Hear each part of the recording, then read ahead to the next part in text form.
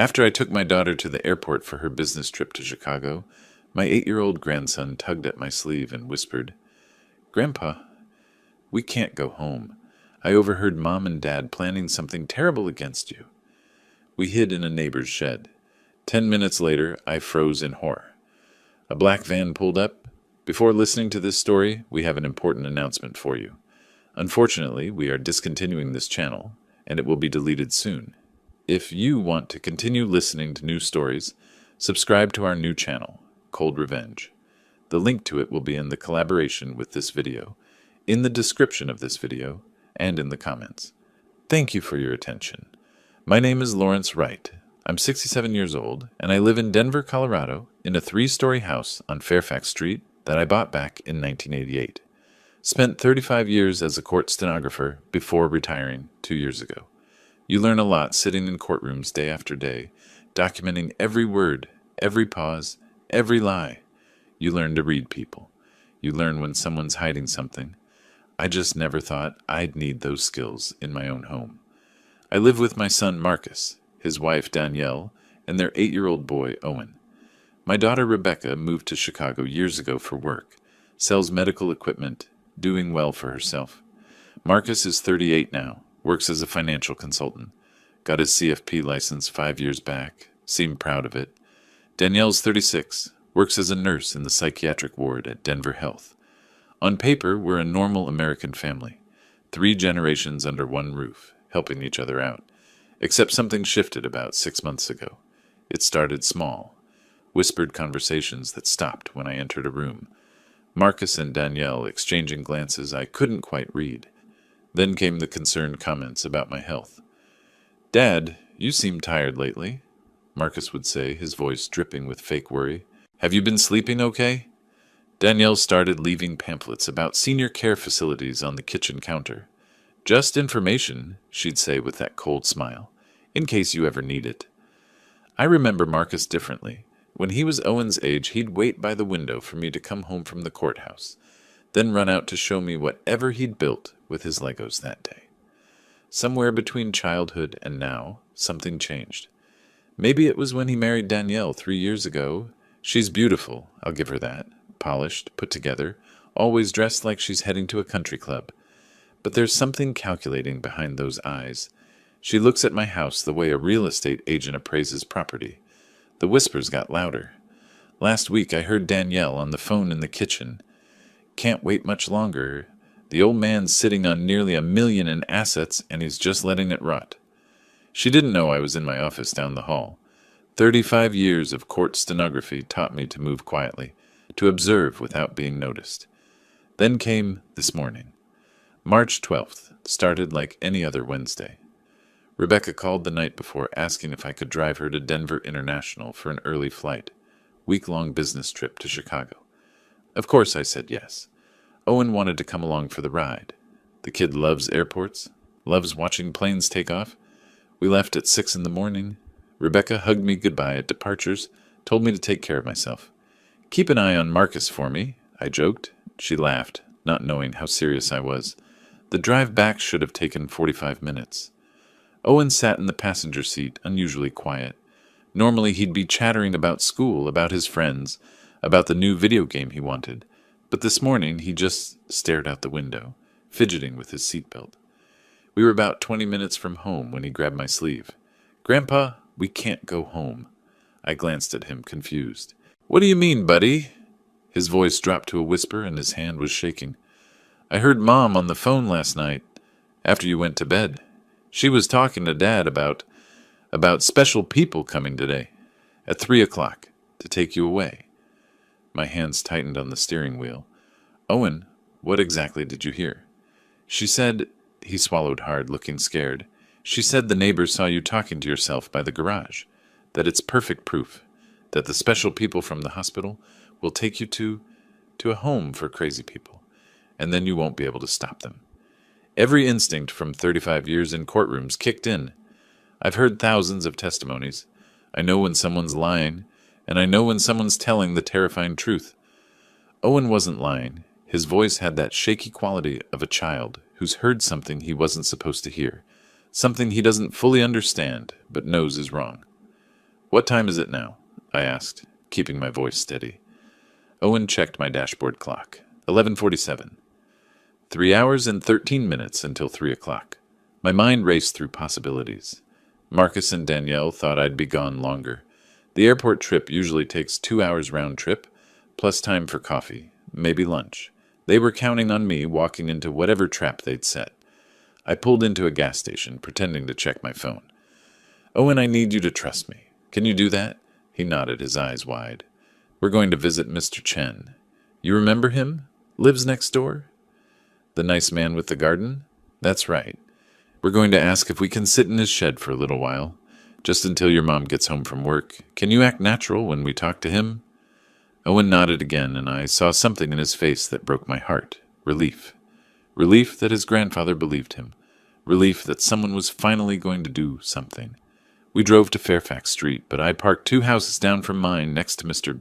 Chen's place. He was outside tending his tomato plants, wearing his usual sun hat. "Lawrence!" he called out, waving.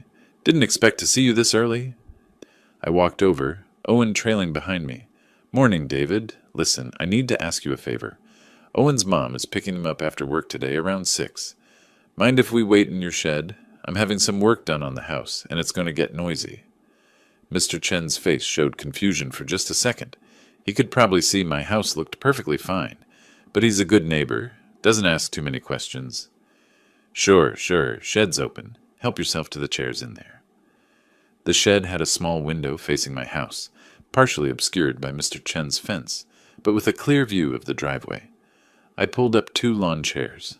Owen sat next to me, still nervous. "Grandpa, what are we doing?" "We're going to see if you heard right," I said quietly. "And if you did?" "Well, your grandfather used to document evidence for a living. I know exactly what to do." At 2:47 p.m., I checked my watch, old habit from the courthouse. Owen tensed. "Grandpa, look." A black Ford Transit van was turning onto our street. As it got closer, I could read the white lettering on the side. Rocky Mountain Behavioral Health Services, a private psychiatric facility. My stomach dropped, but I kept my face neutral. I pulled out my phone and started taking photos. License plate, Colorado JKL 4729. Time, 2:47 p.m. Clear photos of the van, the logo, everything. The van pulled into my driveway. 2 men in white orderly uniforms got out, followed by a woman in business attire carrying a tablet. Then my front door opened, and Marcus stepped out. Danielle appeared behind him, still in her nurse's scrubs. I couldn't hear what they were saying, but I could read body language. Marcus was gesturing toward the house, checking his watch, looking frustrated. The woman with the tablet kept glancing at her phone. After about 10 minutes of conversation, all 3 people from the van looked increasingly uncomfortable. Marcus's face was getting red. I could see it even from here. Angry red, the color he turns when things don't go his way. Finally, the woman shook her head. The 2 orderlies got back in the van. Marcus threw his hands up in frustration. Danielle put a hand on his arm, said something that made him nod stiffly. The black van backed out of my driveway and disappeared down the street. Owen grabbed my hand. "Grandpa, I was right. I was right, wasn't I?" "Yes, buddy, you were absolutely right." We sat in that shed until 5:30 p.m. I took Owen to get ice cream, killed some time driving around Denver, then finally headed home around 6:45. When I pulled into the driveway, I could see Marcus and Danielle through the kitchen window. They both turned when they heard my car. I walked in through the front door like nothing was wrong. Owen went straight upstairs to his room.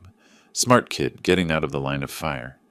Danielle appeared in the hallway first, her face a mask of concern that didn't reach her eyes. "Where were you?" We were worried. Took Rebecca to the airport, then Owen and I grabbed lunch. Went for a drive. I set my keys on the hall table, meeting her gaze steadily. "Anything interesting happen here?" Marcus came out of the kitchen, his jaw tight. "We tried calling you." Phone was on silent. I was enjoying time with my grandson. I smiled, but there was no warmth in it. "Beautiful day for a drive. Very peaceful." "You should let us know when you're going to be gone for hours," Danielle said sharply. "At your age?" "At my age," I interrupted, my voice going cold. "I can take a drive without reporting to anyone. I'm 67, not 97, and I'm certainly not incompetent." The word hung in the air between us. Incompetent. The legal term for what they were trying to prove. Dad, we're just worried about you, Marcus started. Really? That's touching. I walked past them toward the stairs. I'm going to my office. Need to organize some files. I felt their eyes on my back as I climbed the stairs. In my office, I closed the door and pulled out my phone. The photos were clear. License plate, company name, timestamps. I downloaded them to my computer, backed them up to 3 different locations. Then I opened my desk drawer and pulled out something I hadn't used since retirement, my old Stenomask digital recorder. Court stenographers use them to capture every word in a courtroom, creating legally admissible transcripts. This particular model can record for 72 hours continuously, has a date and timestamp, and the files are encrypted with chain of custody protocols. I stared at it for a long moment.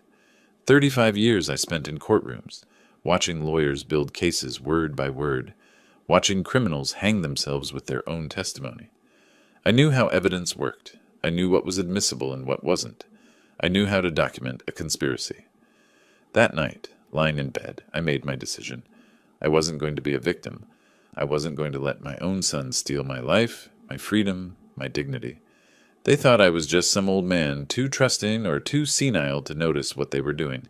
They were wrong.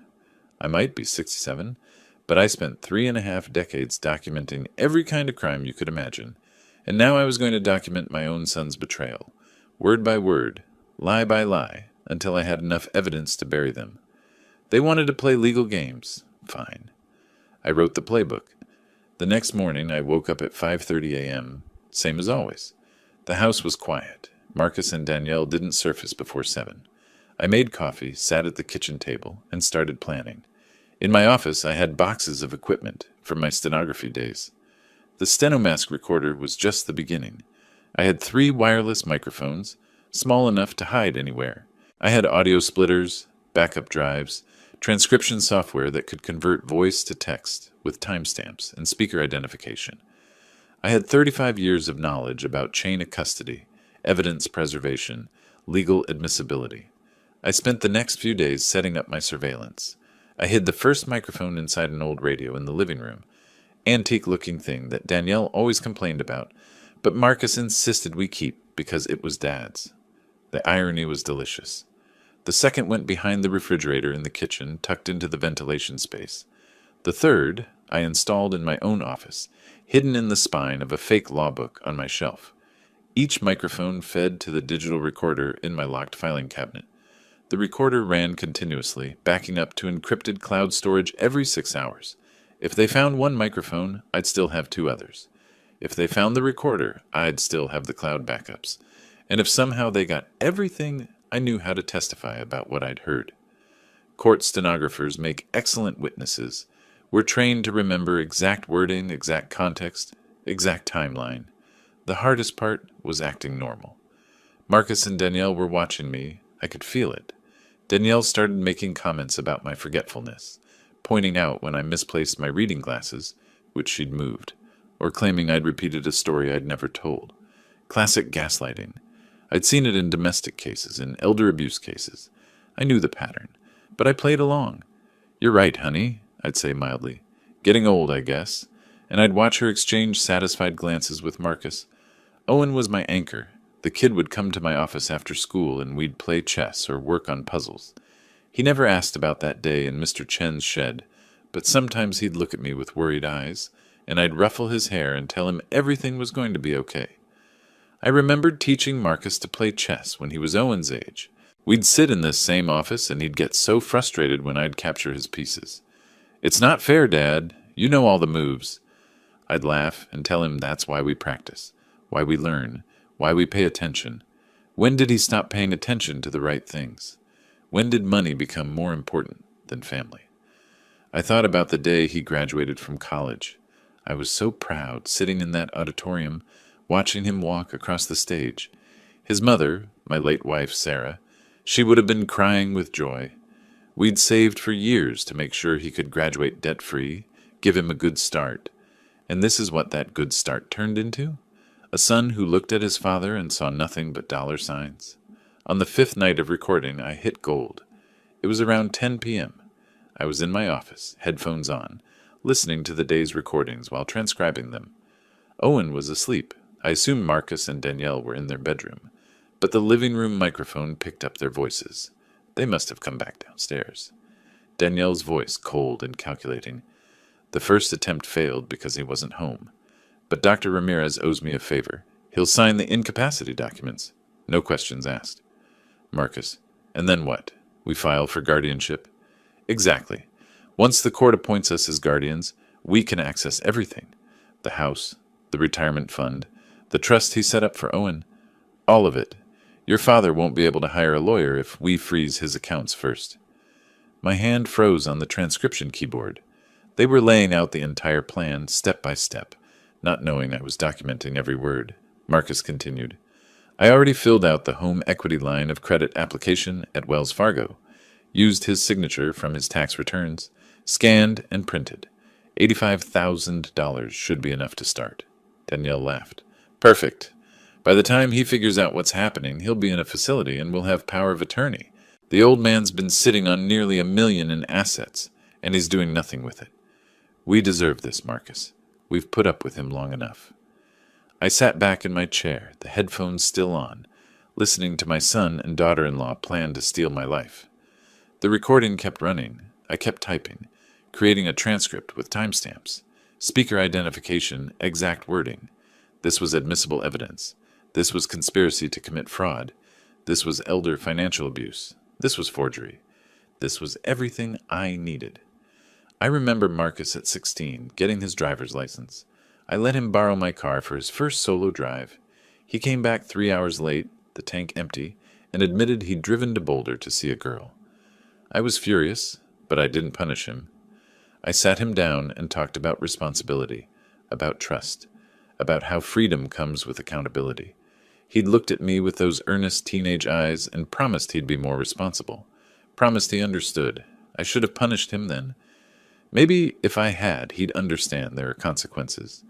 Maybe if I hadn't been so soft, so trusting, so desperate to be the cool dad, the understanding dad, he would have learned that actions have repercussions.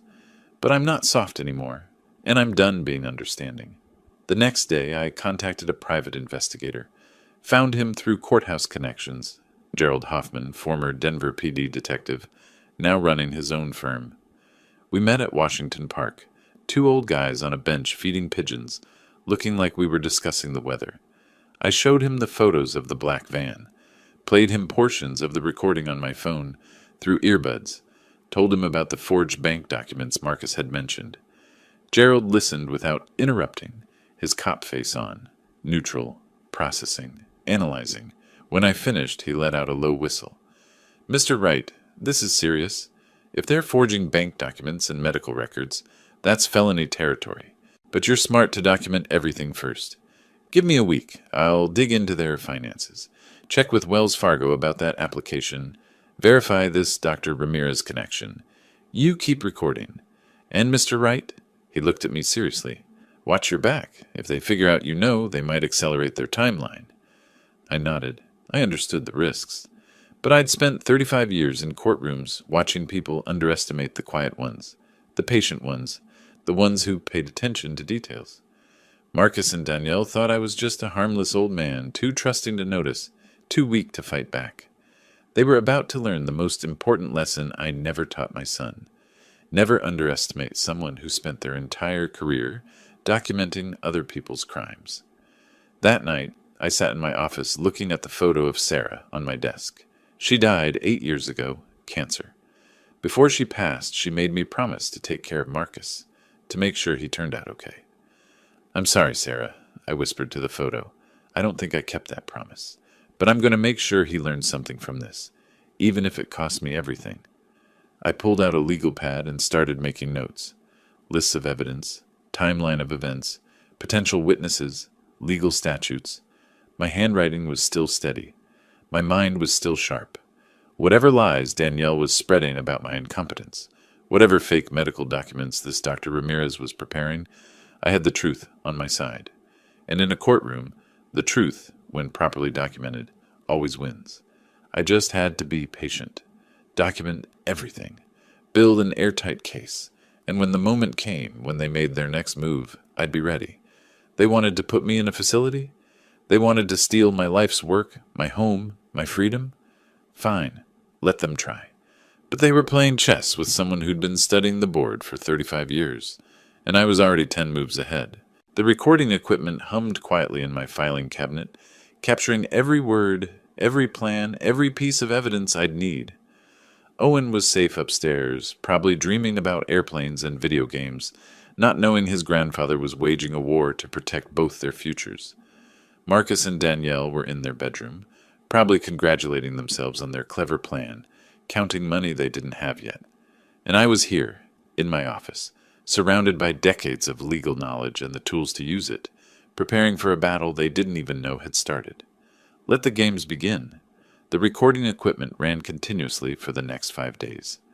I went about my routine, made breakfast, read the newspaper, played online chess in my office, while the microphones captured every word Marcus and Danielle said when they thought I couldn't hear. And they said plenty. The second night, I caught Marcus on the phone in the living room. The antique radio microphone picked up every word clearly. "No, Tom, I can't cover the margin call right now. I need another 2 weeks. Yes, I know what happens if I don't pay. That's why I'm working on something. Family money. It'll be liquid soon. Family money. My money.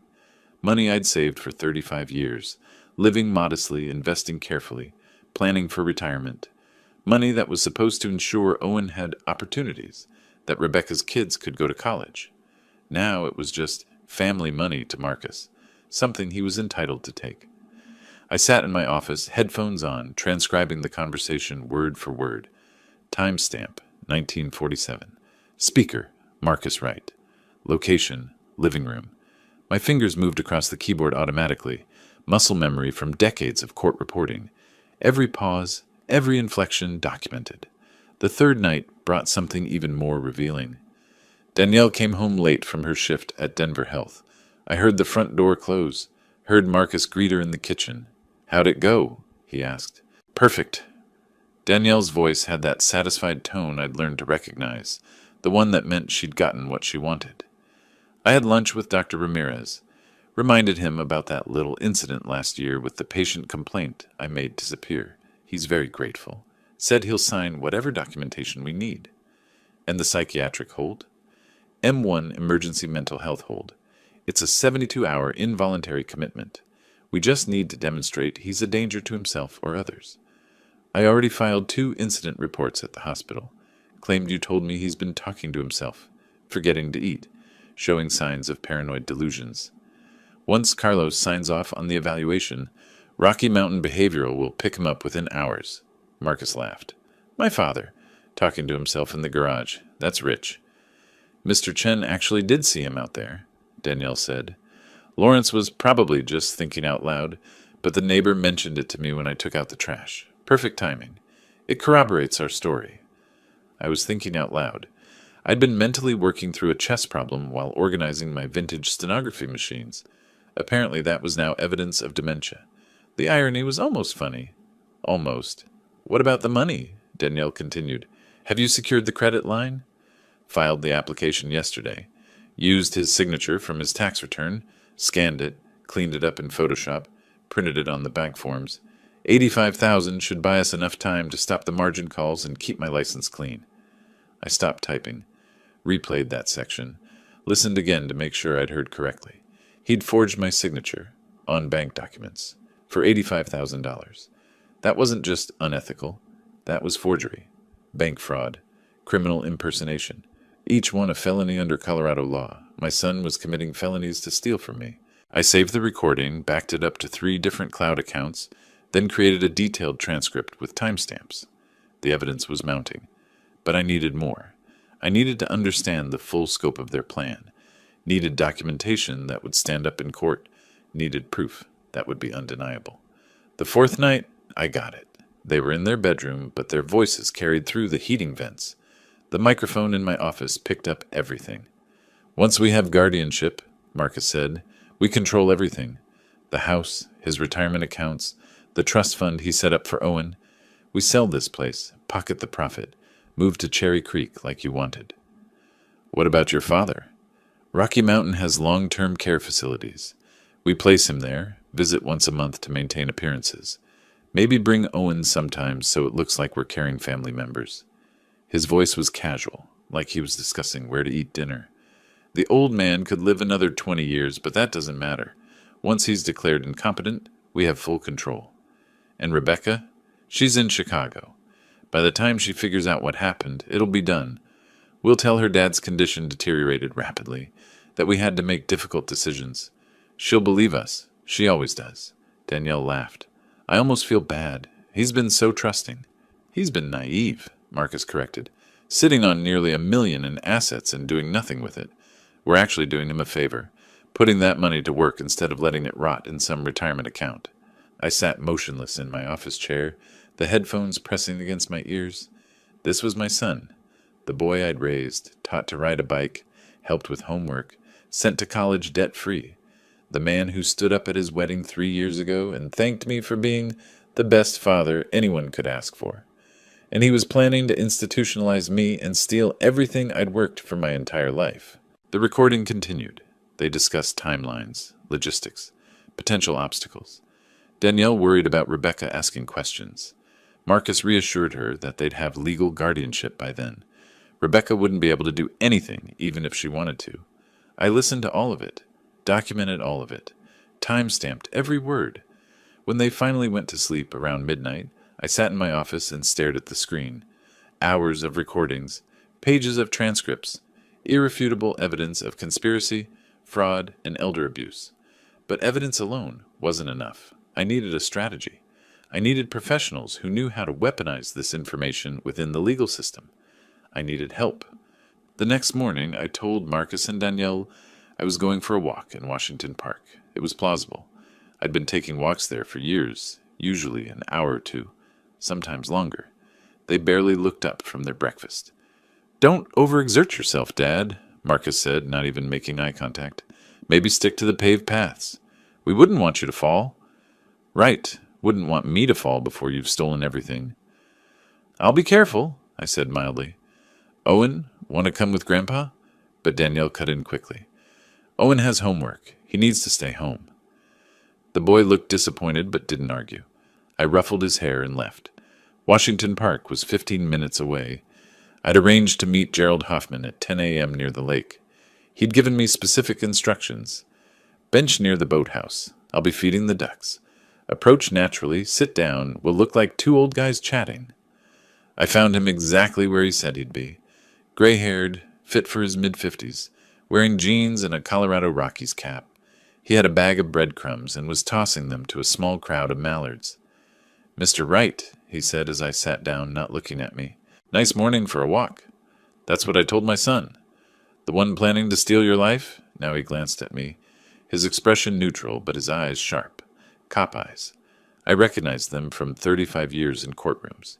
Tell me what you have. I pulled out my phone, showed him the photos of the black van from that first afternoon. License plate clearly visible. Company name. Timestamp. Then I played him a 2-minute clip of the conversation I'd recorded 3 nights ago. Danielle discussing Dr. Ramirez and the M1 hold. Marcus describing the forged bank documents. Gerald listened without interrupting, his face expressionless. When the clip ended, he let out a low whistle. Mr. Wright, this is serious. We're talking multiple felonies. Forgery, conspiracy to commit fraud, elder financial abuse, possibly practicing medicine without proper evaluation protocols. He turned to look at me directly. You're smart to document everything. But we need more. I need to verify the bank fraud, confirm the application exists, and that the signature is forged. I need to track down these medical forms Danielle mentioned. And we need to identify this Dr. Ramirez, establish the quid pro quo she referenced. How long will that take? Give me a week. I have contacts at Wells Fargo, and I know people at Denver Health who owe me favors. The medical board takes fraud seriously. If your daughter-in-law is falsifying documents, they'll want to know. He stood up, tossed the last of the breadcrumbs to the ducks. Keep recording. Keep documenting. Don't let them know you suspect anything. Can you do that? I've been doing it for 5 days. Good. One more thing. Watch your back. If they figure out you know, they might accelerate their timeline. Stay alert. He walked away, hands in his pockets. just another retiree enjoying the park. I sat on that bench for another 20 minutes, watching the ducks, thinking through next steps. Gerald would handle the investigation, but I needed legal protection. I needed someone who understood elder law, asset protection, guardianship statutes. I needed a lawyer who specialized in exactly what Marcus and Danielle were trying to do to me, and I knew exactly where to find one. A week later, I sat in an office on the 28th floor of a downtown Denver high-rise, looking out over the city while Patricia Chen reviewed the evidence I'd brought. She was younger than I expected, late 40s, sharp-featured, dressed in a charcoal suit that probably cost more than my monthly pension. Her office was minimalist: glass desk, leather chairs, a wall of law books that looked well used. A plaque on her desk read, Patricia Chen, partner, Morrison & Chen, LLP, Elder Law and Estate Protection. I'd found her through courthouse connections, made some calls to retired judges I knew, asked who handled elder financial abuse cases. Her name came up 3 times. She set down the transcript I'd printed, 47 pages covering the last week of recordings, and looked at me with something between respect and concern. Mr. Wright, you've documented a textbook case of elder financial exploitation. Conspiracy, forgery, fraud, abuse of medical authority. But we need to act strategically. She pulled out a legal pad, started making notes. First priority, independent psychiatric evaluation. We need a forensic psychiatrist to assess your cognitive function, create an official record that contradicts any claims your son and daughter-in-law might make. To prove I'm not incompetent, to prove you're completely competent, we need documentation so thorough that no court would even consider a guardianship petition. I'm thinking Dr. Martin Foster, he's a forensic psychiatrist, works with the court's unimpeachable reputation. His evaluations are comprehensive. MMSE testing, cognitive assessments, full psychiatric workup. I nodded. What else? Second, we restructure your assets immediately. Create a new irrevocable living trust that removes your son and daughter-in-law from any position of authority. We'll name your daughter, Rebecca, as trustee, along with myself as co-trustee. That protects your house, your retirement funds, everything. Even if they somehow got guardianship, which they won't, they wouldn't be able to touch the assets. How quickly can we do that? I can have the documents drawn up within 3 days. We'll need a notary, video documentation of the signing to prove competency, witnesses. It'll be ironclad. She tapped her pen against the legal pad. Third, we notify Wells Fargo about the forged credit line application. That triggers a fraud investigation, freezes the application, and creates a paper trail we can use later. Later? Patricia looked at me steadily. Mr. Wright, what your son and daughter-in-law are doing isn't just unethical, it's criminal. The question is, how far do you want to take this? I thought about Marcus discussing long-term care facilities, about Danielle laughing while describing how trusting I'd been, about Owen, caught in the middle of parents who saw their own child's grandfather as nothing more than a source of money. As far as it needs to go, I said quietly. They tried to steal my freedom.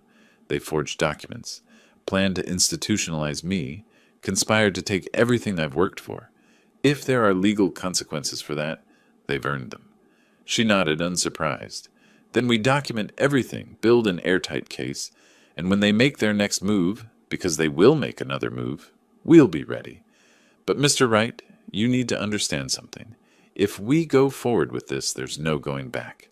Your relationship with your son will be destroyed. It's already destroyed. I'm just the only one who knows it yet.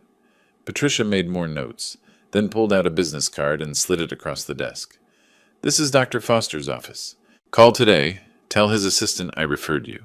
Mention it's urgent. He'll fit you in within the week. After the evaluation, come back here and we'll execute the trust documents. I took the card, stood up to leave. Mr. Wright, Patricia's voice stopped me at the door. For what it's worth, I've handled dozens of these cases. Family members stealing from elderly parents, forging documents, manipulating the system. You're doing something most victims never do, fighting back. Your son has no idea what he's up against. I smiled, but there was no warmth in it. He's about to learn. The evaluation with Dr. Foster took place the following Tuesday. His office was in a medical building near downtown, sterile and professional. He was in his early 60s, gray beard, wire-rimmed glasses, the kind of doctor who actually listened when you talked. The assessment lasted 3 hours. Memory tests, cognitive puzzles, detailed questions about my life history, my work, my family situation. He asked me to draw a clock, remember a list of words, solve math problems. He asked about my sleep, my mood, whether I'd experienced any confusion or disorientation. I answered everything honestly, performed every test to the best of my ability. At the end, Dr. Foster reviewed his notes and looked at me over his glasses. "Mr. Wright, I'm going to be direct with you. Your cognitive function is excellent. MMSE score of 30 out of 30. Perfect. Your memory is sharp. Your reasoning is clear. Your judgment is sound. You show absolutely no signs of dementia, psychosis, paranoia, or any other condition that would suggest incompetency. Can you put that in a report? I'll have a comprehensive evaluation ready in 2 days. 12 pages, fully documented with test results and clinical observations. It'll make very clear that you are fully capable of managing your own affairs." What if someone claims otherwise? Then they'd have to provide evidence that contradicts my findings. And given the thoroughness of this evaluation, that would be extremely difficult. He leaned back in his chair. "Ms. Chen briefed me on your situation. I've seen cases like this before. Family members trying to manipulate the system for financial gain. Your documentation and this evaluation will make their efforts very difficult to succeed." I left his office with a strange feeling in my chest. Not quite hope, but something close to it. For the first time since Owen's warning in the car, I felt like I wasn't just reacting to what Marcus and Danielle were doing. I was building something, a defense, a counterattack, a trap. 3 days later, I was back in Patricia Chen's office, this time with a notary present and a video camera recording. Rebecca had flown in from Chicago. I'd called her, told her I needed to update some estate documents, kept it vague. She didn't know about Marcus's plans. Better that way for now. The new irrevocable living trust was 40 pages long. It named Rebecca and Patricia as co-trustees. It protected the house at 3847 Fairfax Street, valued at $425,000. It protected my retirement accounts, totaling $340,000. It protected the education trust I'd established for Owen and Rebecca's children, another $180,000, nearly $1 million, completely beyond Marcus and Danielle's reach. I signed every page. The notary witnessed, stamped, recorded. The video camera documented my clear state of mind, my understanding of what I was signing, my voluntary consent. When it was done, Rebecca hugged me. "Dad, are you okay? You seem stressed." "Just getting affairs in order," I said, which was true enough. "How's Chicago?" "Busy, but I'm glad I could be here for this." She glanced at Patricia. "He's in good hands, right?" "The best," Patricia assured her. After Rebecca left for the airport, Patricia and I met with Gerald Hoffman in her office. He'd brought a folder thick with documentation. "Wells Fargo confirmed the credit line application," he said, laying out papers on Patricia's desk. "Submitted on the 8th of this month, for $85,000 secured by home equity. The signature doesn't match Mr. Wright's signature on file with the bank. I had their fraud department compare it to his actual signature from his checking account. It's a forgery, a decent one, but definitely forged." "What about the medical documents?" I asked. Gerald pulled out more papers. "This is where it gets interesting. Danielle Wright filed 2 incident reports at Denver Health over the past 6 weeks. Both claim she observed her father-in-law, that's you, displaying signs of cognitive decline. Talking to himself, forgetting recent conversations, showing paranoid tendencies. She submitted these to Dr. Carlos Ramirez, a psychiatrist in the hospital's behavioral health unit." "The same Dr. Ramirez," she mentioned in the recording. "The same. I did some digging. Turns out Dr. Ramirez had a complaint filed against him last year. Patient claimed he was negligent in a medication management case. The complaint was withdrawn before it went to the medical board. Want to guess who worked in the same department and might have had access to complaint files?" "Danielle?" "Exactly. She made that complaint disappear, and now Ramirez owes her. That's the leverage she's using to get him to sign off on an incompetency evaluation." Gerald leaned forward. "Here's the thing. These incident reports are fabricated. You were never talking to yourself in any concerning way. You're not forgetting conversations. This is fraud, Mr. Wright. Medical document fraud, which in Colorado is a Class 5 felony. Patricia was making notes rapidly. And Rocky Mountain Behavioral Health? They have a contract with Denver Health. Danielle has professional relationships there. She's referred patients before. When she and Marcus were ready to move, she'd have Ramirez sign the M1 emergency hold documents. Then Rocky Mountain would execute the pickup within hours. By the time anyone questioned it, Mr. Wright would already be institutionalized for the mandatory 72-hour hold. I sat back, processing it all. The scheme was more elaborate than I'd realized, more calculated. They'd been planning this for months, laying groundwork, creating false documentation, leveraging professional relationships. So what do we do? I asked. Patricia looked at Gerald, then at me. We wait. We continue documenting. We have the psychiatric evaluation proving competency. We have the trust protecting assets. We have evidence of fraud. But we need them to make one more move. We need them to actually attempt the involuntary commitment. You want to use me as bait? I want to catch them in the act, Patricia corrected, with law enforcement present, with witnesses, with undeniable proof. Right now, we have evidence of conspiracy and fraud. But if we can document an actual attempt to execute this plan, we have them on multiple felonies with no room for plausible deniability. It's a risk, Gerald added, but Ms. Chen and I will coordinate with Denver PD. When the van shows up, so do the police. You won't actually be taken anywhere. I thought about Owen, worried and scared, about Rebecca, unaware her brother was capable of this, about Marcus and Danielle, so confident in their plan, so certain I was too old and trusting to notice, and I understood exactly how to repay them.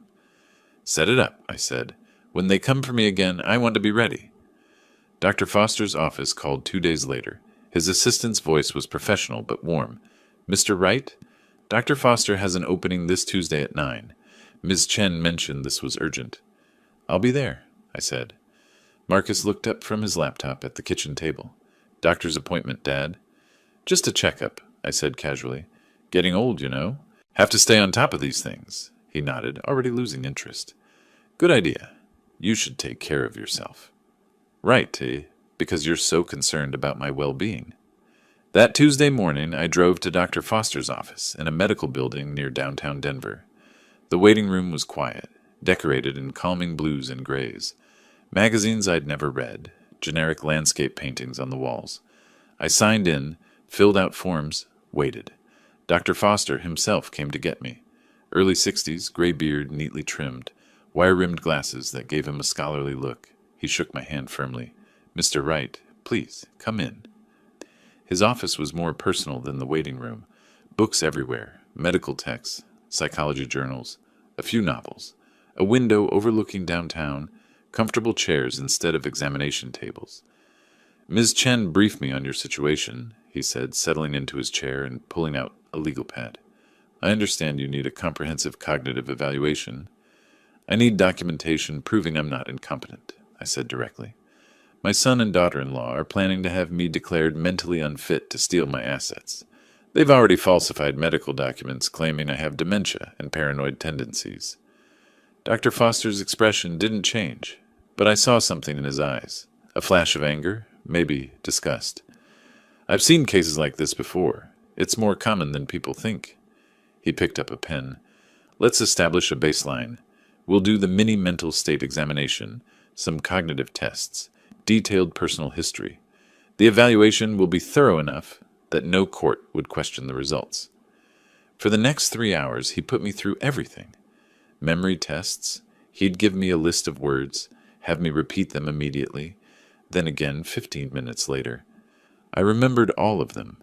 Math problems, pattern recognition, drawing exercises. He asked me to draw a clock showing 3:15. Easy. He asked about my work history, my daily routine, whether I experienced any confusion or disorientation. Do you ever forget where you are? No. Have conversations you don't remember having? Never. Any difficulty managing your finances, medications, daily tasks? I manage everything myself. I balance my checkbook to the penny every month. I cook my own meals. I maintain my house. He made notes, asked follow-up questions, administered more tests. When we finished, he reviewed his papers and looked at me over his glasses. "Mr. Wright, your cognitive function is excellent. MMSE score of 30 out of 30. Perfect.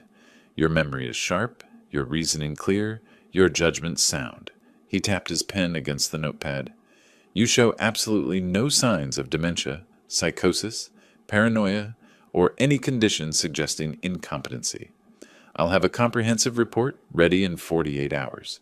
12 pages, fully documented with test results and clinical observations. What if someone tries to claim otherwise? Then they'd need evidence contradicting my findings. Given the thoroughness of this evaluation, that would be extremely difficult." He leaned forward slightly. "Mr. Wright, people who try to manipulate the system for financial gain rely on their victims being isolated and undefended. You've built yourself a very strong defense." I left his office feeling something I hadn't felt in weeks: confidence. Not just in my own capabilities, but in the plan Patricia and Gerald were helping me execute. We were building a wall they couldn't climb over, dig under, or break through. The following week, Patricia had all the trust documents ready. I met her at her office on a Thursday afternoon. This time, Rebecca was flying in from Chicago. I'd called her, told her I wanted to update my estate planning, kept it vague enough that she didn't ask too many questions. When she arrived, I hugged her tight. "How's work?" "Exhausting, but good." She studied my face. "Dad, are you okay? You sounded stressed on the phone." "Just being responsible, making sure everything's in order." We went into Patricia's conference room. A notary was already there, along with a video camera on a tripod.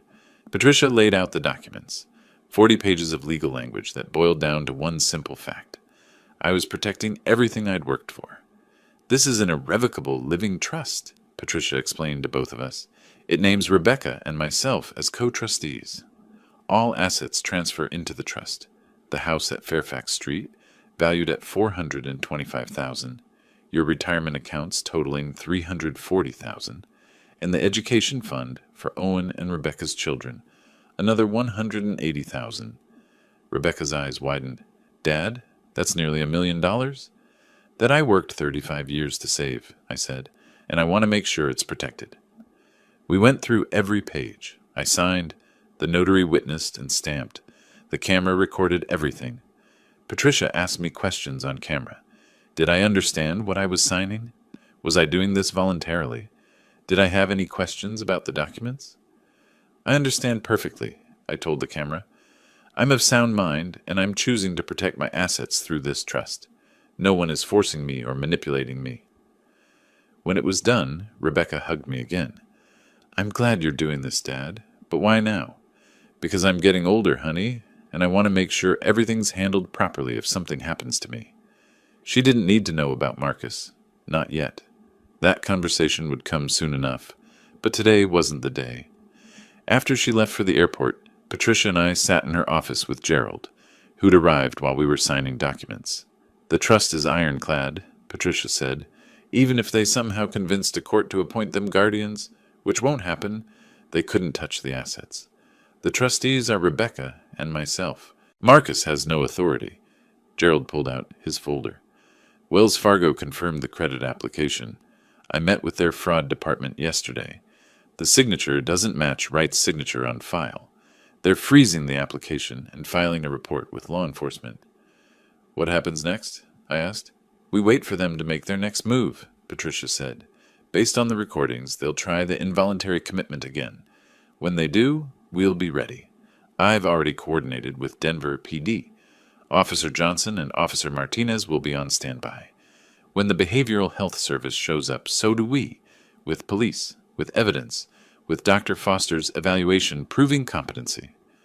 "They'll be caught in the act," Gerald added. "No plausible deniability, no way to talk their way out. We'll have them on attempted fraud, conspiracy, forgery, elder abuse, multiple felonies." I sat back in my chair, processing it all. The psychiatric evaluation proving my competency, the trust protecting my assets, the evidence of forgery ready to present to authorities, the coordination with police. We weren't just defending anymore. We were setting a trap. "How long until they try again?" I asked. Gerald checked his notes. "Based on the conversations you've recorded, they're getting desperate. Marcus mentioned margin calls, Debts coming due. They need money fast, I'd guess within 2 weeks. Then we wait, I said. I went home that evening and continued my routine. Made dinner, played chess online, worked on organizing my collection of vintage stenography machines. Marcus and Danielle were in the living room, speaking in low voices I couldn't quite hear from my office. But I didn't need to hear them. The microphones would capture everything. Later that night, I put on my headphones and listened to the day's recordings. Marcus was on the phone with someone, probably his margin call creditor. I need 2 more weeks. Yes, I understand the penalties. I'm working on securing funds, family assets. It'll be liquid soon. I just need time. Danielle's voice sharp. We can't wait 2 weeks. Rick from Wells Fargo called me today. Asked if I knew anything about a home equity application in your father's name. I played dumb, but Marcus, they're asking questions. Then we move up the timeline. Carlos can have the M1 documents ready by next week. We'll say Lawrence is a danger to himself. Rocky Mountain can pick him up within hours once Carlos signs off. Do it. We're out of time. I stopped the recording, saved it, backed it up. They were accelerating, which meant our trap would spring sooner than expected. Perfect. The next morning I called Patricia. They're moving up their timeline, probably within a week. Then we'll be ready. I'll alert Officer Johnson. Gerald will monitor. You just need to act normal. Act normal. After listening to my son plan to institutionalize me, steal my house, take everything I'd built. Act like I didn't know he saw me as nothing more than an obstacle to money he felt entitled to. I could do that. I'd been doing it for weeks. Because when the black van came back, when they thought they'd finally won, when Marcus and Danielle believed they'd successfully trapped their trusting, naive father, that's when they'd discover exactly how wrong they were. 5 days later, at 2:20 in the afternoon, I was in my office when I heard it, the low rumble of a diesel engine. I looked out the window and felt my pulse quicken. The black Ford Transit was back. Same logo on the side. Rocky Mountain Behavioral Health Services. I picked up my phone, sent a single text to Patricia. They're here. Her response came instantly. 5 minutes. I moved to my desk, opened the locked drawer where I kept all my evidence files, pulled out a manila folder. Inside were transcripts of every conversation Marcus and Danielle had about their plan, time-stamped and notarized, copies of Dr. Foster's evaluation, documentation of the forged credit application, everything organized, indexed, ready. From downstairs, I heard the front door open. Voices. Marcus, speaking loudly. He wanted me to hear this. Yes, that's right. He's been increasingly unstable. This morning he threatened me with a knife from the kitchen, started shouting about conspiracies and people trying to steal from him. I almost laughed. This morning I'd been reading the newspaper while eating oatmeal. The only thing I'd threatened was the crossword puzzle. A different voice, male, authoritative. And you're certain he's a danger to himself or others? Absolutely certain. That was Danielle. I'm a nurse at Denver Health. I've observed clear signs of psychotic breaks, paranoid delusions. He's stopped taking his medications. I didn't take any medications, but she'd know that wouldn't matter if I was already institutionalized. We have the M1 emergency hold documentation, the male voice continued. Dr. Ramirez from Denver Health signed off. Where is Mr. Wright currently? His office, 2nd floor, Marcus said. Please be careful. He might become violent. I heard footsteps on the stairs. Heavy boots. Multiple people. I stayed seated at my desk, hands folded calmly, waiting. The door opened. 2 orderlies in white uniforms, built like linebackers. Behind them, a man in his early 40s, wearing a white coat, carrying a clipboard. Dr. Carlos Ramirez, I presumed. Mr. Wright? Ramirez's voice was professionally sympathetic. I'm Dr. Ramirez from Denver Health. Your son and daughter-in-law have expressed serious concerns about your mental state. We're here to conduct a wellness check. I'm perfectly well, I said calmly, but thank you for your concern. Your family reports you've been experiencing paranoid episodes, making threats, showing signs of dementia. My family's lying. Ramirez glanced at his clipboard, then at the orderlies. Mr. Wright, we have documentation of concerning behaviors. For your own safety, we need to transport you to our facility for a 72-hour evaluation. No, you don't. His expression hardened slightly. Sir, we have a legal M1 emergency mental health hold. You don't have a choice. That's when I heard it. Sirens.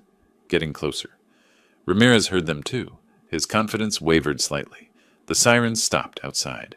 Car doors slamming. Heavy footsteps on the front walk. Marcus's voice from downstairs. Panic now. What's going on? Who called the police? I stood up, picked up my folder, and walked past the confused orderlies to the top of the stairs. Below, I could see Marcus and Danielle at the front door. 2 Denver police officers stood on the porch. Officer Johnson, a stocky man in his 50s, and Officer Martinez, younger, Hispanic, hand resting casually on his belt. Behind the officers, Patricia Chen, immaculate in her suit, carrying a briefcase, and Gerald Hoffman, looking very much like the detective he used to be. Stop, Officer Johnson said, his voice carrying authority. We received a report of attempted unlawful hospitalization. Nobody moves until we sort this out. Marcus's face, I wish I'd had a camera. The color drained like someone had opened a tap. His mouth worked, but no sound came out. Next to him, Danielle had gone rigid, her eyes darting between the police and the van, and Patricia. I descended the stairs slowly, folder in hand, meeting Marcus's eyes. He looked at me like he'd seen a ghost. Dr. Ramirez, Officer Johnson called up. What's the basis for this M1 hold? Ramirez came to the top of the stairs, clipboard still in hand, trying to maintain professional composure. I have medical documentation indicating Mr. Wright is experiencing cognitive decline and poses a danger to himself and others. Is that so? Patricia's voice was ice. She opened her briefcase, pulled out a thick folder. Because I have a 12-page psychiatric evaluation from Dr. Martin Foster, forensic psychiatrist, dated 1 week ago. MMSE score of 30 out of 30. Complete cognitive function. No signs of dementia, psychosis, or paranoia whatsoever. The evaluation was comprehensive and video documented. Ramirez's face went pale. I was provided with incident reports from Denver Health. Falsified incident reports, Patricia interrupted. She pulled out more documents. We have evidence that Danielle Wright, a nurse at Denver Health, fabricated documentation claiming her father-in-law displayed concerning symptoms. Documentation she filed with you, Dr. Ramirez, leveraging a professional relationship. That's not, Danielle started. We also have recordings, I said quietly, and everyone looked at me. Conversations recorded in my own home where you both discussed your plan in detail. Dr. Ramirez signing documents because Danielle helped cover up a patient complaint last year. The forged credit application Marcus submitted to Wells Fargo for $85,000, using my signature. Your plan to institutionalize me and take control of my assets. Marcus found his voice, but it came out strangled. Dad, you don't understand. I understand perfectly. I opened my folder, handed documents to Officer Martinez. These are transcribed recordings, time-stamped and notarized. Legally admissible. You discussed every detail. The forged documents, the fake medical reports, the plan to block my bank accounts before I could hire a lawyer. You planned this for months. Danielle's face had transformed from pale to bright red. You were spying on us. In our own home. My home, I corrected. That I own. Where you live as guests. And yes, I documented your conspiracy to commit fraud. Officer Johnson was reading through the transcripts, his expression growing darker. He looked at Marcus and Danielle. Marcus Wright, Danielle Wright, I need you both to step outside. This is insane, Marcus's voice cracked. We were trying to help him. He's not well. He seems perfectly well to me, Officer Martinez said dryly. He looked at Patricia. Ma'am, what else do you have? Patricia pulled out more documents like a magician with an endless handkerchief. Evidence of bank fraud. Wells Fargo has confirmed the home equity application was submitted with a forged signature. We have the original incident reports from Denver Health showing falsified medical observations. We have proof that Rocky Mountain Behavioral Health Services has a contract with Denver Health, and that Danielle Wright used her professional position to facilitate this entire scheme. Dr. Ramirez was backing toward the stairs. I need to go. Doctor, you need to stay, Officer Johnson said firmly. You signed M1 hold documents without conducting an actual evaluation. That's a violation of medical ethics at minimum. I watched Marcus's face cycle through emotions. confusion to realization to fear to anger. His hands started shaking. When he spoke, his voice trembled with rage. "You did this? You set us up?" "You set yourselves up," I said calmly. "I just documented it. Every word, every plan, every felony you committed thinking I was too old and trusting to notice." Danielle made a sound somewhere between a laugh and a sob.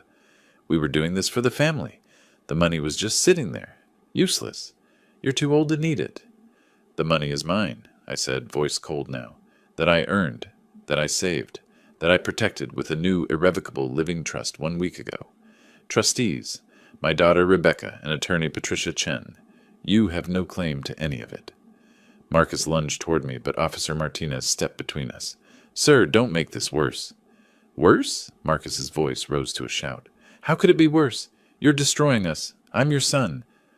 I looked at him, really looked at him, saw the man he'd become, the one who'd planned to institutionalize his own father, steal his life savings, take his home, the one who'd involved his 8-year-old son's grandfather in a criminal conspiracy. "You stopped being my son the moment you decided I was worth more to you, locked away in a facility, than living free in my own home," I said quietly.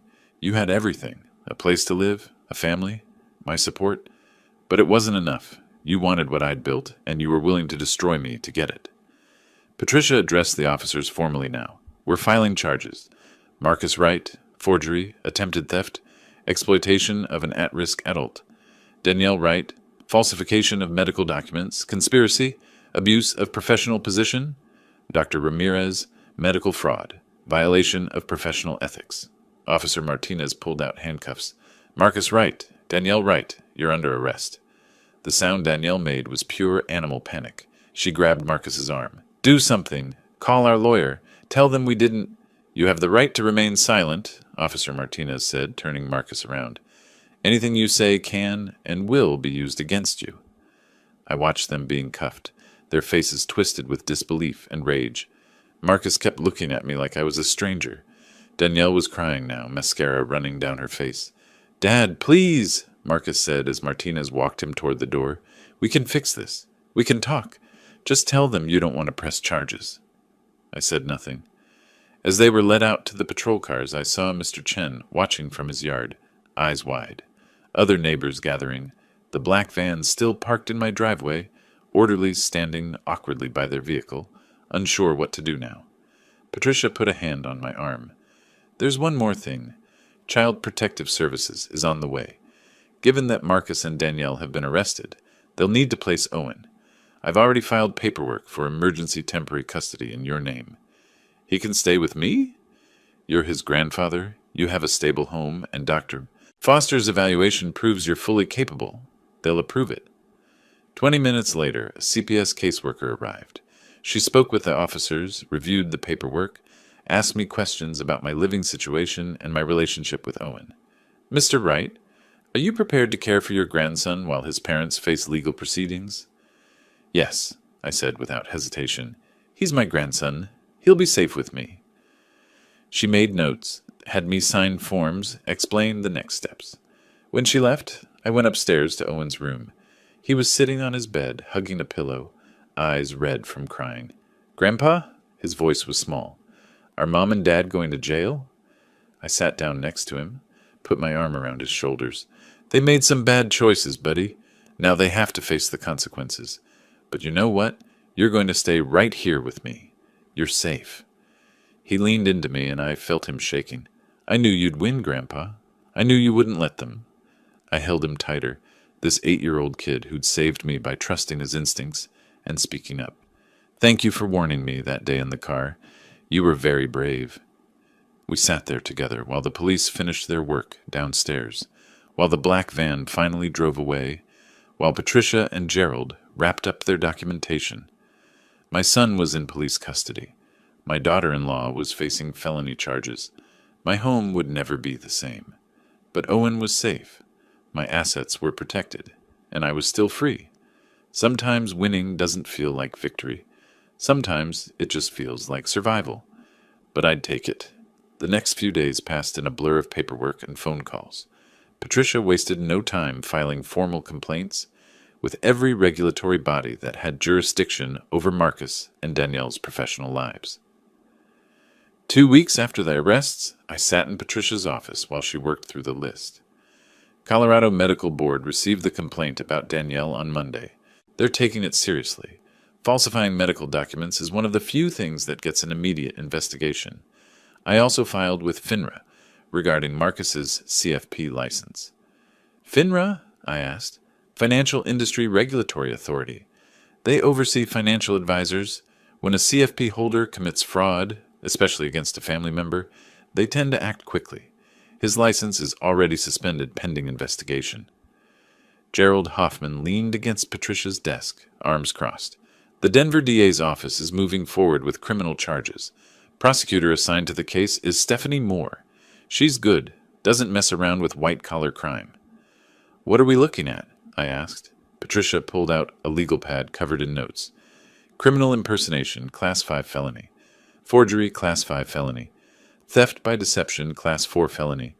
Conspiracy to commit fraud, Class 4 felony.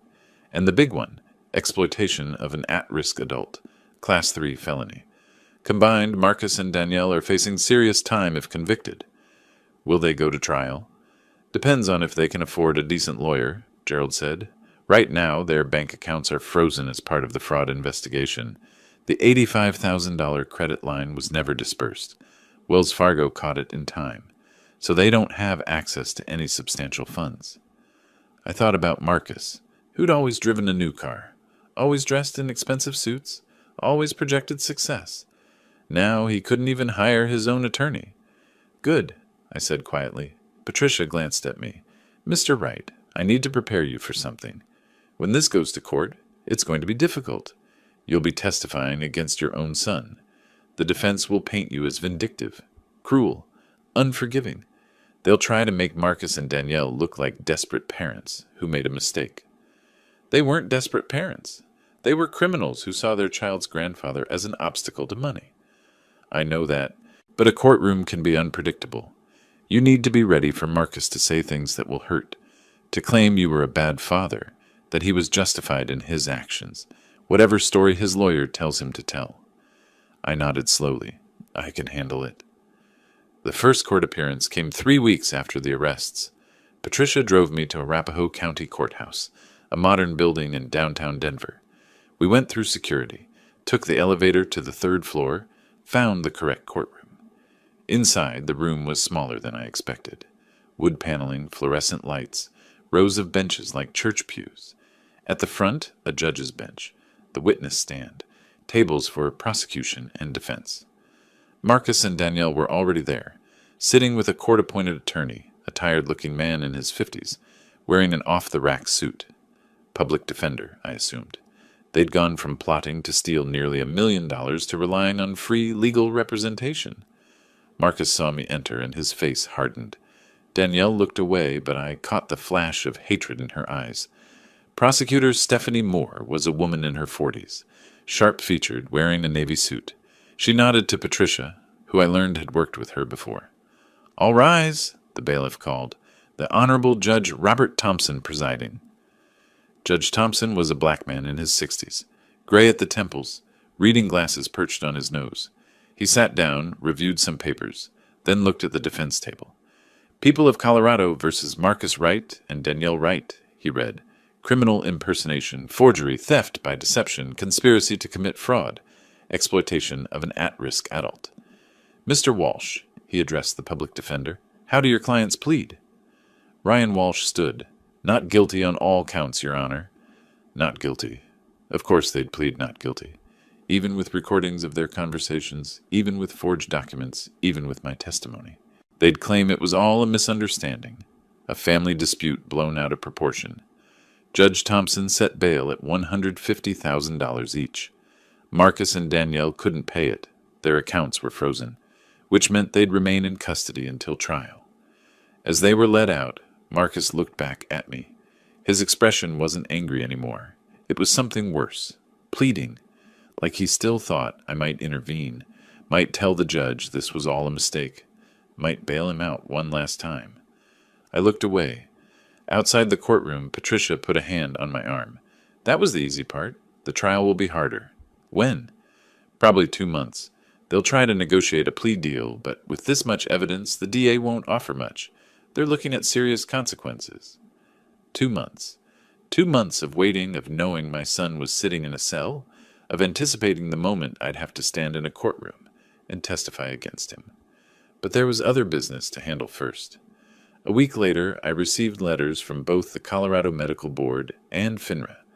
The medical board was conducting a formal investigation into Danielle's nursing license.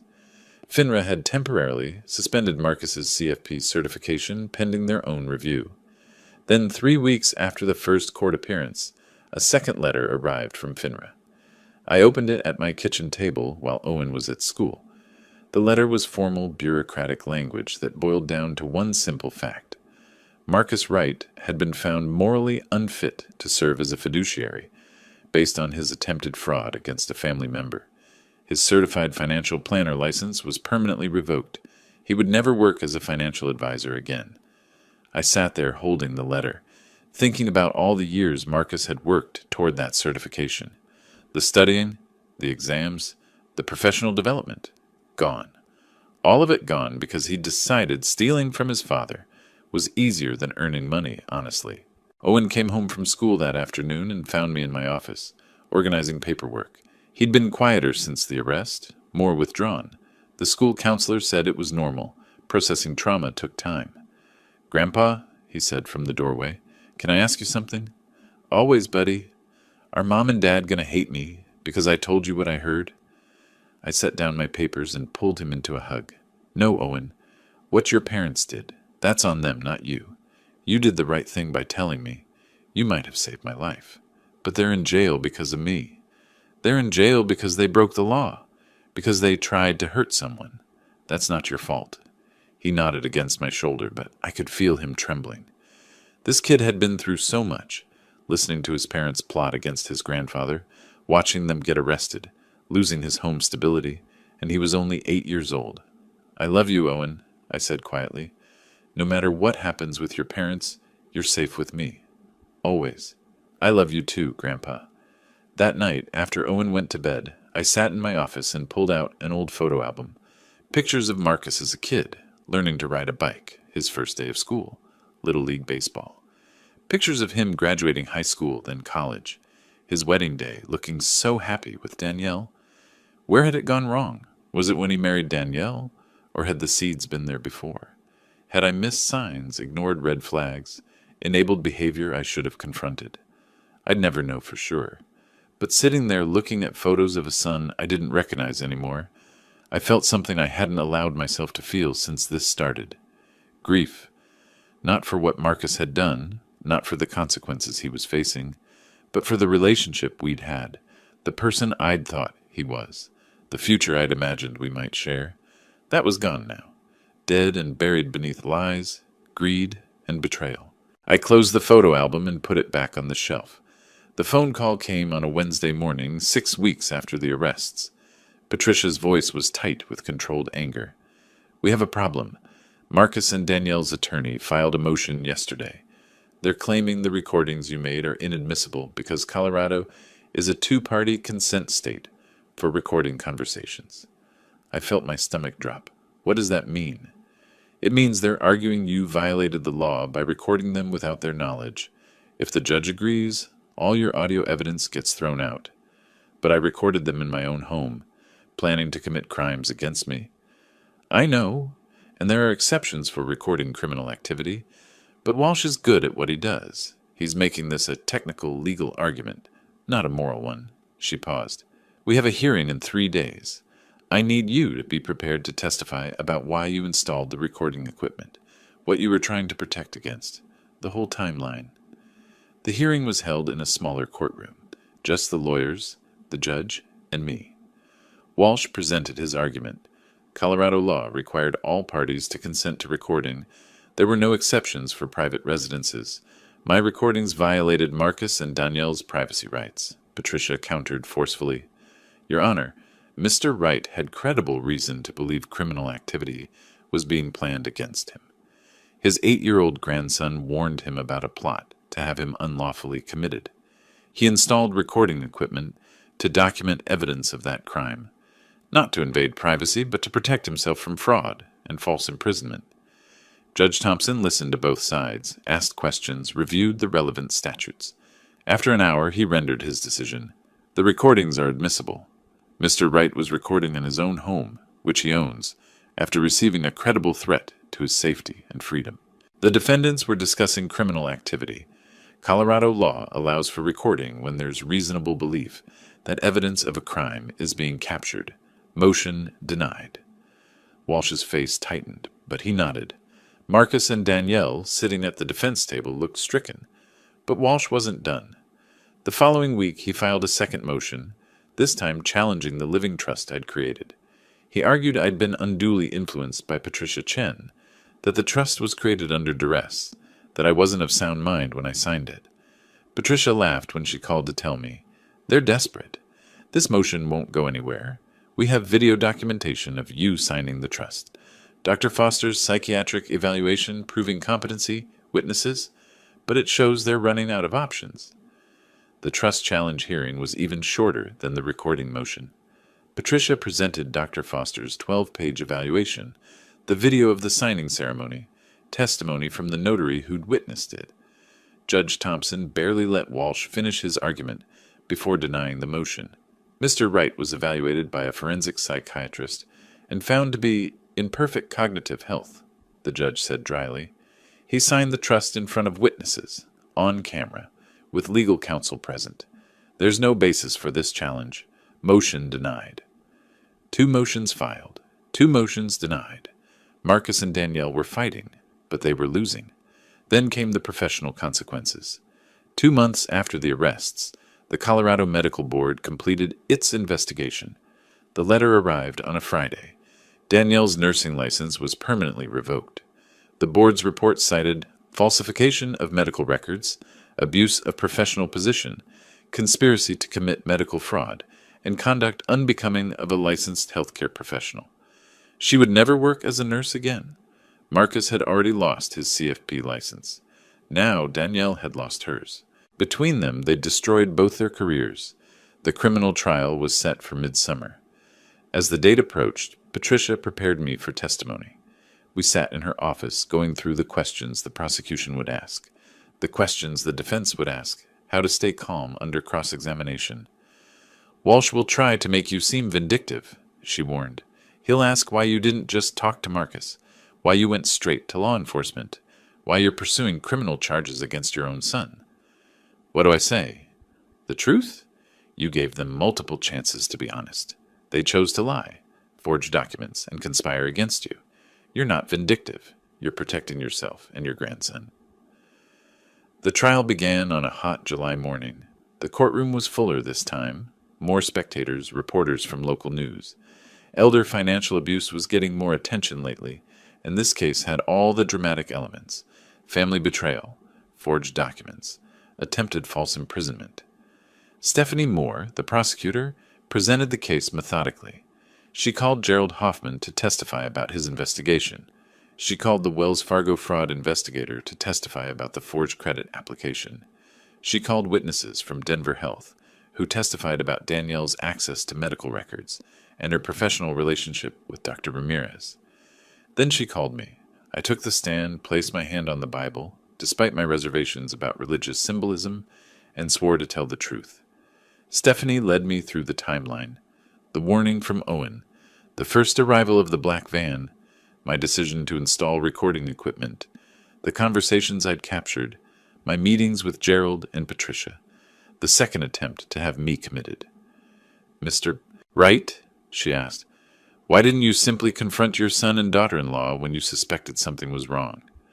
"Because by the time I suspected something, I'd already recorded them discussing multiple felonies. I knew confronting them would only make them more careful. I needed evidence that would stand up in court. And why pursue criminal charges? Why not handle this as a family matter?" I looked at Marcus, sitting at the defense table. He met my eyes, and for a moment I saw a flash of the son I'd raised. Then I looked away. Because what they did wasn't a family disagreement. It was a crime. They forged documents, tried to have me unlawfully committed, planned to steal my life savings. If I'd been successfully institutionalized, I would have lost my freedom, my home, my grandson. They weren't acting like family. They were acting like criminals. Stephanie presented the recordings, the transcripts, the forged bank documents, Dr. Foster's evaluation proving my competency. Piece by piece, she built a case that was impossible to refute. Then Walsh cross-examined me. "Mr. Wright, isn't it true that you and your son had a difficult relationship?" "No. I thought we had a good relationship. I was wrong." "Isn't it true that Marcus was under significant financial stress, and you refused to help him?" "I was never asked to help. If Marcus had financial problems, he never told me. He chose fraud instead of honesty." "Wouldn't a loving father have helped his son?" Patricia objected. "Relevance, Your Honor." "Sustained," Judge Thompson said. "Move on, Mr. Walsh." Walsh tried different angles, but nothing stuck. The evidence was too strong, the documentation too thorough. When I stepped down from the witness stand, I felt exhausted but relieved. I'd told the truth. The court had heard it. Now it was up to the jury.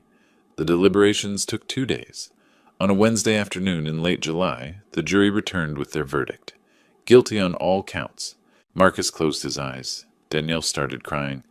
Walsh put a hand on Marcus's shoulder, said something I couldn't hear. Sentencing would come later, but the verdict was final. My son and his wife were convicted felons. I should have felt victorious. Instead, I just felt tired. Outside the courthouse, reporters approached with cameras and microphones. Patricia handled them while Gerald ushered me to his car. We drove back to my house in silence. Owen was waiting on the front porch with the neighbor who'd been watching him. When he saw my face, he ran down to meet me. "Grandpa, what happened?" "It's over, buddy. They were found guilty." "Does that mean they're going to prison?" "We'll find out at sentencing, but yes, probably for a while." He nodded slowly, processing. "I'm sad for them, but I'm glad you're safe." Out of the mouths of children. Sad for them, but glad I was safe. That summed it up better than anything I could say. That night, after Owen was asleep, I sat in my office and looked at the empty spaces where Marcus's things used to be. Photos I'd put away, gifts he'd given me that I'd donated. The room looked different now. Cleaner, maybe. Emptier, definitely. Patricia called. "Sentencing is in 2 weeks. The prosecution is recommending probation plus community service and restitution, given that it's their first offense and no money was actually stolen. But with the felony convictions, they'll have permanent criminal records." "No prison time?" "Probably not. But they'll be on probation for years. They've lost their professional licenses and they'll be paying you back for legal fees. Plus they still have the eviction proceeding. They'll need to vacate your house within 30 days of the sentencing hearing." "And Owen?" "CPS has recommended you receive full legal guardianship. The hearing is scheduled for the same day as the sentencing. Given Marcus and Danielle's convictions, it should be straightforward." I thanked her and hung up. 2 more weeks. 2 more weeks until all of this was finally, truly over. I just had to make it that far. The day of the sentencing hearing arrived on a hot August afternoon. But before we dealt with Marcus and Danielle's criminal sentences, there were 2 other matters to resolve: guardianship of Owen and the eviction proceeding. Judge Thompson handled both hearings back-to-back in the same courtroom. I arrived early with Patricia and Owen. The boy wore his best clothes, khakis and a button-down shirt, and held my hand tightly as we walked through the courthouse doors. He'd been nervous all morning, asking questions about what would happen, whether he'd have to talk, whether he'd see his parents. "You'll see them," I told him honestly, "but you don't have to talk to them if you don't want to." Inside the courtroom, Marcus and Danielle were already seated with Ryan Walsh. They'd been released on their own recognizance after the guilty verdict, pending sentencing. Marcus looked thinner, older. Prison time, even just a few weeks awaiting trial, had worn him down. Danielle's hair was pulled back severely, no makeup, wearing a plain dress. They both looked diminished somehow, smaller than they'd seemed when this started. When they saw Owen, Danielle's face crumpled.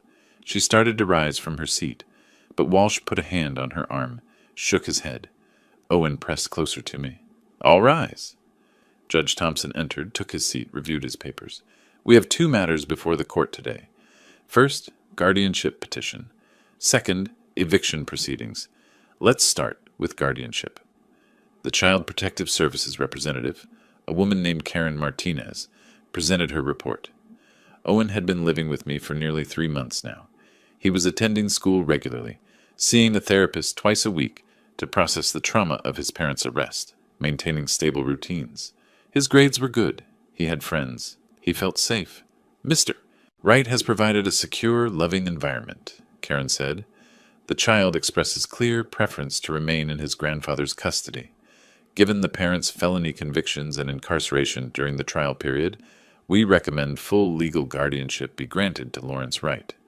Dr. Foster testified next. He'd evaluated me again the previous week, another battery of cognitive tests, another assessment of my ability to care for a child. His verdict was the same: fully capable, emotionally stable, financially secure. Mr. Wright demonstrates excellent judgment and parenting capability, Dr. Foster said.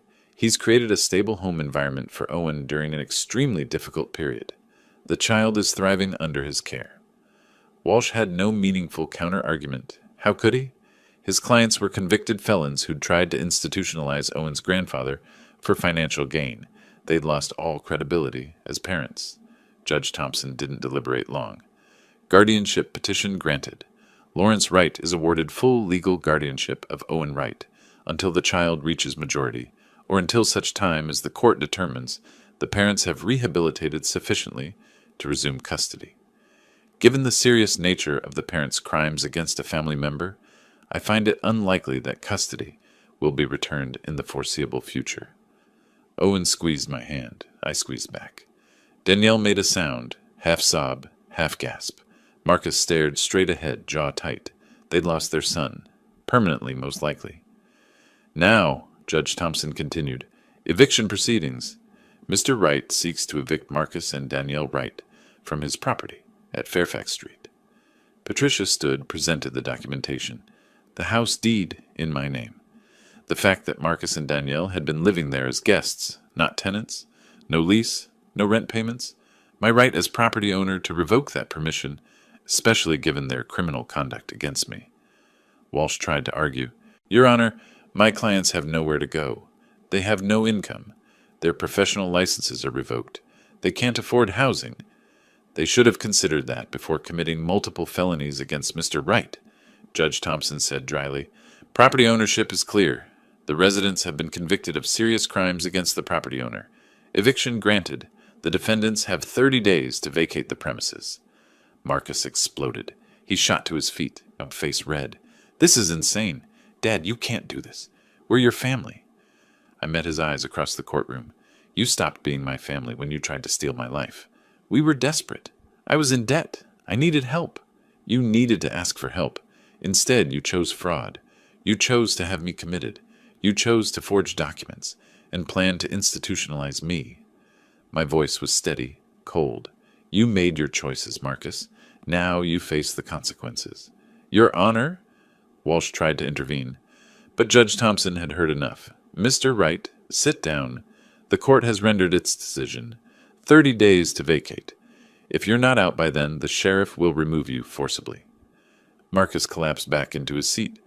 Danielle was crying openly now, mascara running down her face.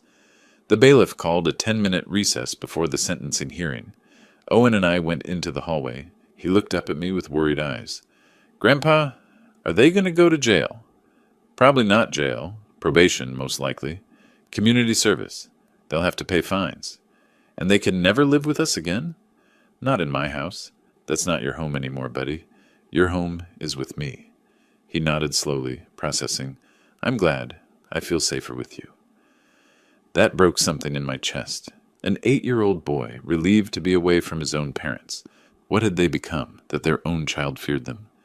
When we returned to the courtroom, Judge Thompson was ready for sentencing. Marcus Wright, Danielle Wright, please rise. They stood. Marcus's hands were shaking. Danielle couldn't stop crying. The court has reviewed the sentencing reports, the nature of your crimes, the impact on the victim. These were serious offenses. Forgery, fraud, exploitation of a vulnerable adult, conspiracy. You targeted your own father for financial gain. You attempted to have him unlawfully institutionalized. You involved medical professionals in your scheme.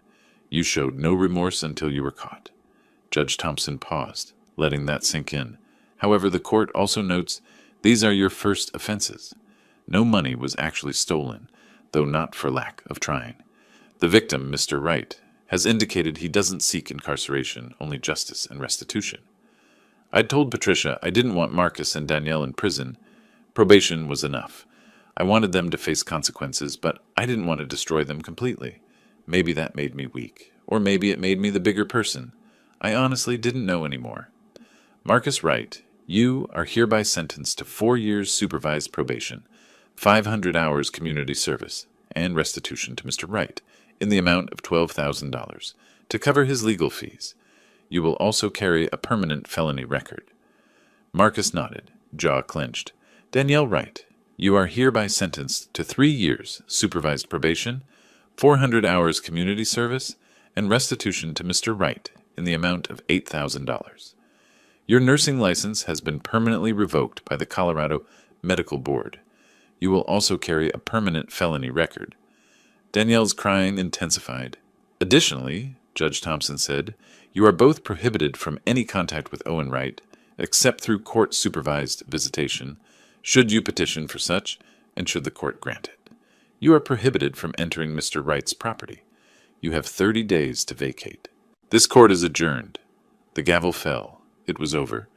Marcus and Danielle were led out by the bailiff to complete their processing. They'd be released that evening, then would have to report to their probation officers within 48 hours. Outside the courthouse, reporters waited with cameras. Patricia handled them while Gerald ushered Owen and me to his car. We drove home in silence, all of us exhausted. That night, after Owen was asleep, I sat in my office and let myself feel everything I'd been holding back: relief, sadness, anger, grief, victory and loss all tangled together in a knot I couldn't untangle. I'd won. I'd protected myself and Owen.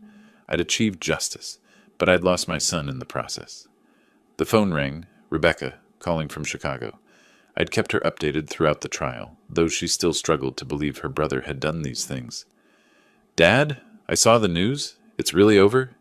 It's over. I have guardianship of Owen. Marcus and Danielle have 30 days to leave. I still can't believe Marcus did this. I keep thinking there must be some explanation, some reason. There is a reason. Greed. Desperation.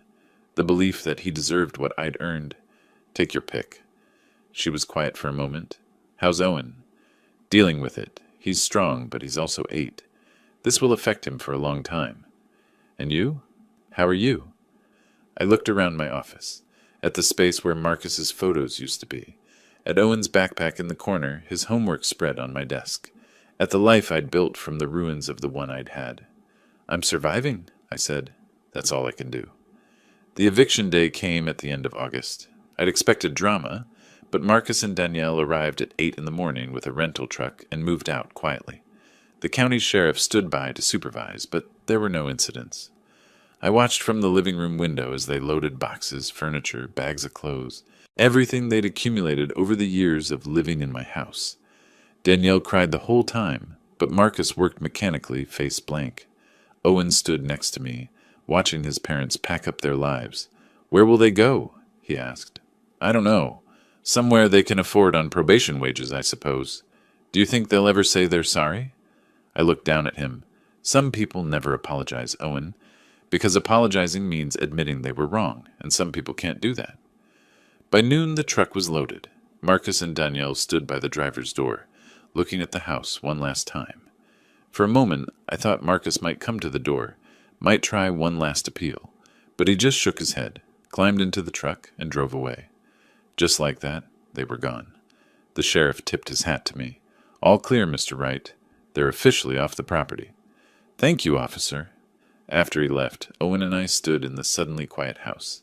It felt different now. Emptier, but also cleaner. Like something toxic had been removed, and we could finally breathe. Want to help me make lunch? I asked Owen. Can we have grilled cheese? We can have whatever you want, buddy. A week later, the final piece of legal business concluded. Dr. Carlos Ramirez lost his medical license for 2 years and paid a $25,000 fine to the Colorado Medical Board. Rocky Mountain Behavioral Health Services terminated their contract with Denver Health and issued a public apology for their role in the attempted unlawful commitment. The scandal made local news.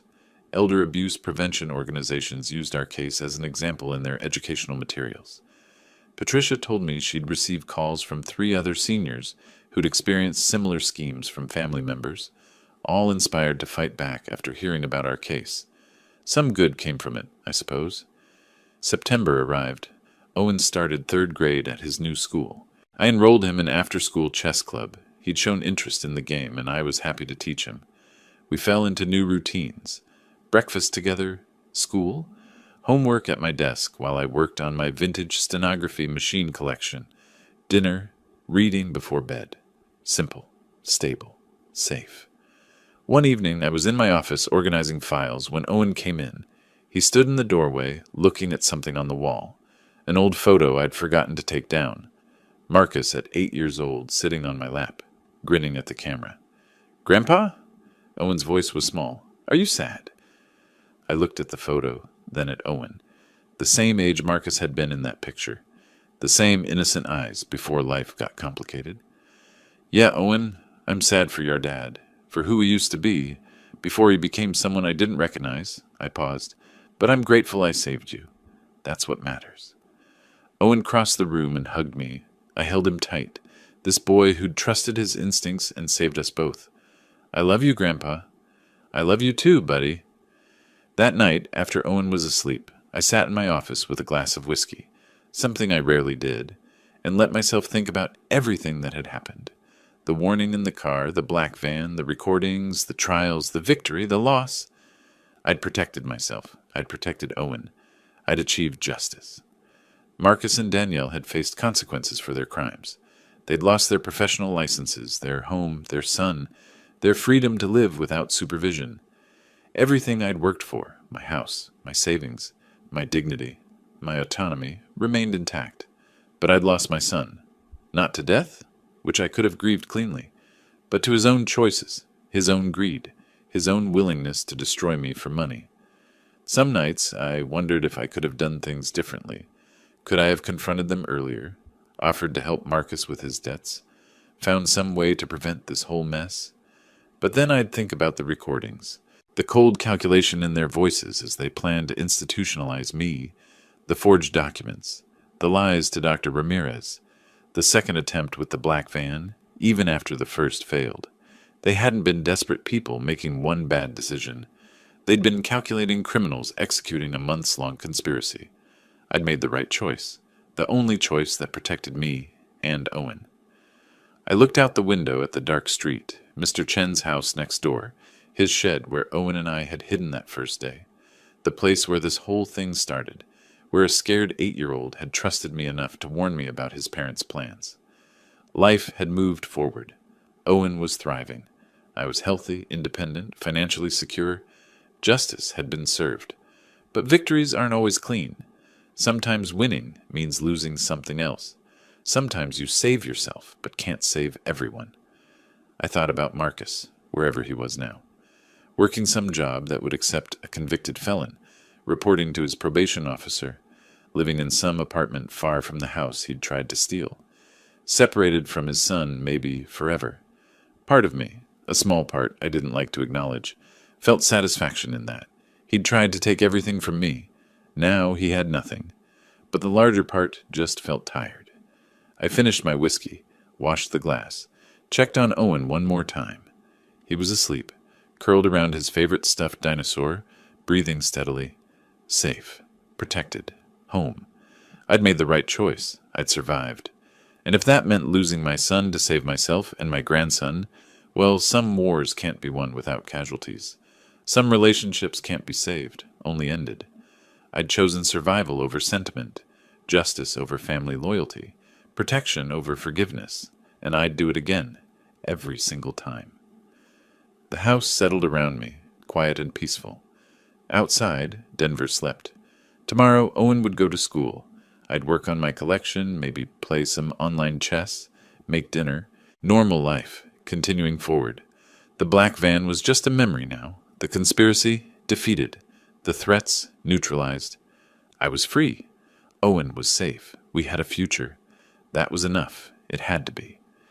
If you like this story, subscribe to our new channel, Cold Revenge, as this one will soon cease to exist.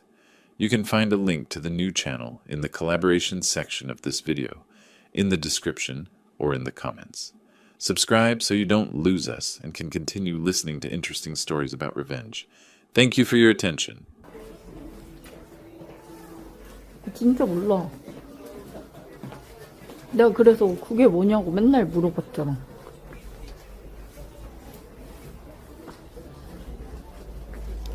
진짜 모른다니까, 구라가 아니고. 때모님이 품 좀 싸주고 옷 살 테니까.